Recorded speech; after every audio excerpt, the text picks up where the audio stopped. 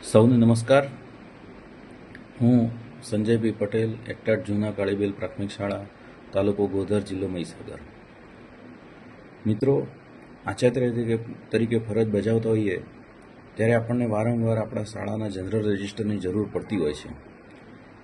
ઘણીવાર શાળાની સ્થાપના તારીખો બહુ અગાઉની હોય તો એ સમયના જીઆર ખૂબ જર્જરિત હોય છે અને આવા જીઆરમાંથી કોઈ નામ શોધવું હોય કે અન્ય કોઈ માહિતી જોઈતી હોય એવા સમયે આપણને ખૂબ મુશ્કેલી અનુભવાય છે. તો મિત્રો, આનું એક સોલ્યુશન આપણને અમદાવાદ સ્થિત ઇન્ફોકિન સોલ્યુશન્સ ગિયા ટેકનોલોજીસ નામની કંપની લઈને આવી છે, જે આપણી શાળામાં આવી અને આપણા જેટલા પણ જીઆર છે, ભલે જર્જરિત હશે તો પણ એમના ટેકનિશિયન માણસો આવીને સ્કેન કરી અને પછી આપણા જીઆર આપણને સ્થળ પર જ પાછા આપી દે છે.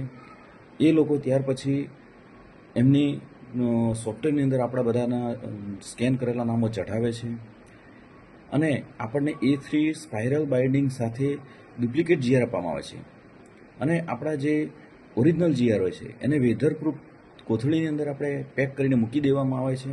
ત્યાર પછી લગભગ એ જીઆરની જરૂરત બહુ ઓછી પડે છે, કારણ કે આપણને કોઈ જૂના આપણી શાળાના વિદ્યાર્થી રહી ચૂક્યા હોય, એમને બોનોફાઇડ સર્ટી જોઈતું હોય, વયપત્રકનો ઉતારો જોઈતો હોય તો આપણે એવા સમયે જૂનો જીઆર માં શોધવાનું રહેતું નથી. આપણને જે સોફ્ટવેર આપવામાં આવે છે, જે મોબાઈલ અને પીસી કે લેપટોપમાં ઓપરેટ થાય છે, એની અંદર આપણને જે આઈડી પાસવર્ડ આપવામાં આવે છે એની મદદથી આપણે જો એ અરજદારનો આપણને જન્મ તારીખ ખબર હોય તો જન્મ તારીખ પરથી એનું નામ શોધી શકીએ છીએ, માત્ર એના નામ પરથી શોધી શકીએ છીએ, પિતાના નામ પરથી શોધી શકીએ છીએ, સરનેમ ઉપરથી પણ આપણે શોધી શકીએ છીએ.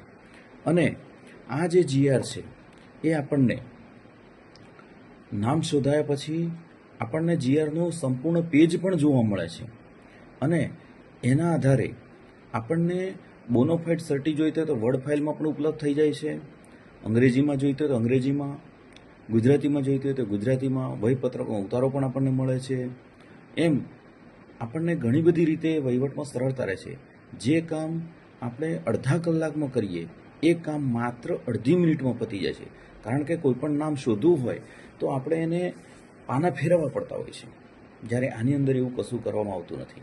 સાથે સાથે આપણા સ્કેન કરેલા જે જીઆર છે એની આપણને એક ડીવીડી પણ આપવામાં આવે છે, જે આપણે આપણા પીસીની અંદર સ્ટોર કરી દઈએ તો ઇમેજીસ સ્વરૂપે આપણે આપણા જીઆરને પણ જોઈ શકીએ છીએ.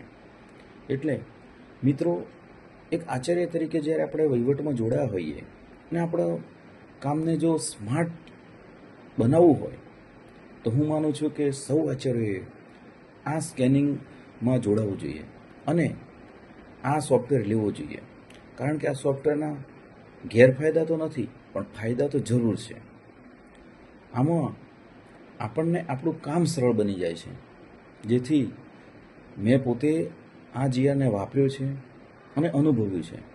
અને જે કામ કરતાં આપણને સમય વધારે લેતો હતો, જીઆરની પરિસ્થિતિ એકદમ જર્જરિત હોય ત્યારે પાનું ફેરવીએ તો કદાચ આપણને જીઆરનું પાનું પણ આપણા હાથમાં આવી જાય, એવા જીઆરને પણ આ લોકો સ્કેન કરી અને આપણને એક સારી કોપી આપણને પ્રોવાઈડ કરે છે, જેનાથી આવનાર જે અરજદાર છે એને આપણે ખોટી માહિતી પણ આપી શકતા નથી અને બિલકુલ સચોટ માહિતી આપણે આપી શકીએ છીએ.